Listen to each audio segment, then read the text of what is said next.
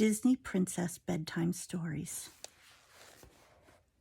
The Little Mermaid, Ariel's Nightlight, read by your Nana. Princess Ariel loved living on land.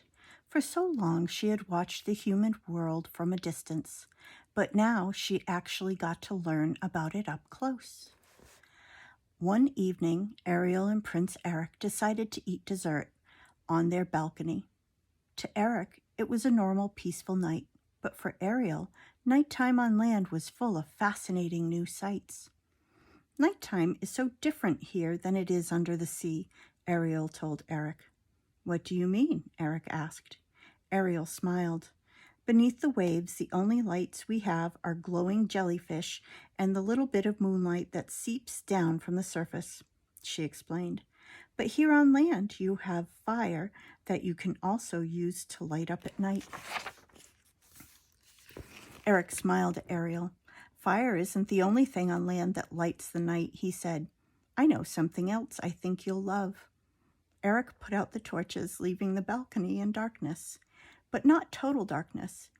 Ariel's eyes widened as she spotted a bunch of small, bright sparks zipping through the air around them. With the torches lit, she hadn't been able to see them. What are they? She exclaimed. They're a lot smaller than the jellyfish we had under the sea. Prince Eric chuckled. They're called fireflies, he said. He caught one, and then he opened his hand so Ariel could look at it. See, their bodies light up. Ariel carefully reached for the firefly, gasping in delight as it lit up again. The firefly flew out of Eric's hand. Soon it was lost among dozens of its friends. They're lovely, Ariel said. They move through the air as easily as fish through the water. Does everything here remind you of fish? Eric teased gently. Ariel laughed. Not everything, she replied. Actually, these fireflies remind me much more of something else. Ariel pointed upward. Countless tiny points of light twinkled far overhead. The stars? Eric guessed. Yes, Ariel said. Fireflies look as if they could be tiny stars that have come to live on land, just like I did. Eric raised his eyebrows. I never thought of it that way. It's too bad there's so much light coming from the palace, Ariel said. It makes it hard to see all the stars. What do you mean? Eric said. There are plenty of stars out tonight. Not as many as I could see when I used to sneak up to the surface, Ariel told him. I suppose it's easier to see them out there because it's so much darker. I suppose you're right, Eric agreed.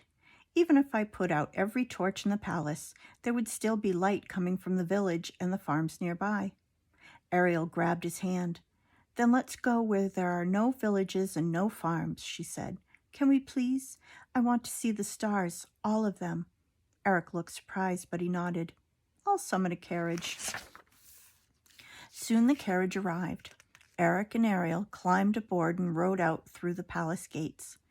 Their carriage traveled through the village and along a windy path up into the rolling countryside. They passed several farms with animals sleeping in the fields. The farther they traveled from the lights of the village, the darker the world around them grew. Finally, the carriage came to a stop at the top of the largest hill. Hopping out of the carriage, Ariel looked around. Far, far below, she could just make out the faint glow of the palace on the horizon. A few lights shone in the houses of the village, but their light didn't reach that far up into the hills. Ariel turned slowly in circles, looking up at the night sky.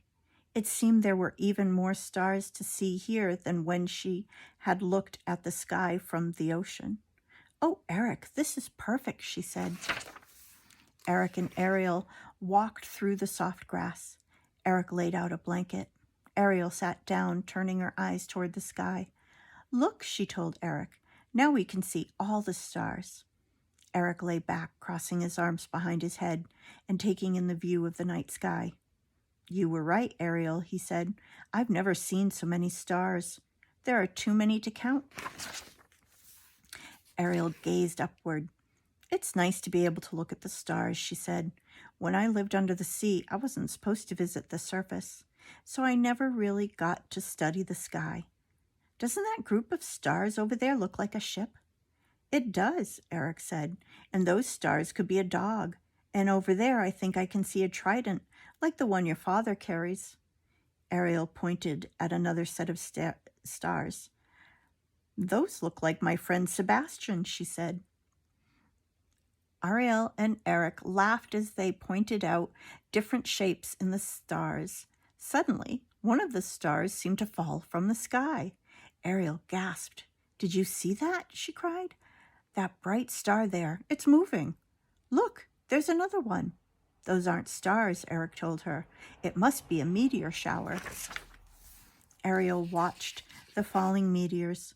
"They're beautiful," she said. "I guess I was right after all." Eric looked over at her.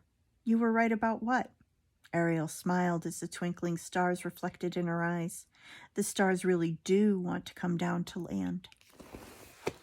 I hope you like that story. I'll read to you again soon, and I love you so very much.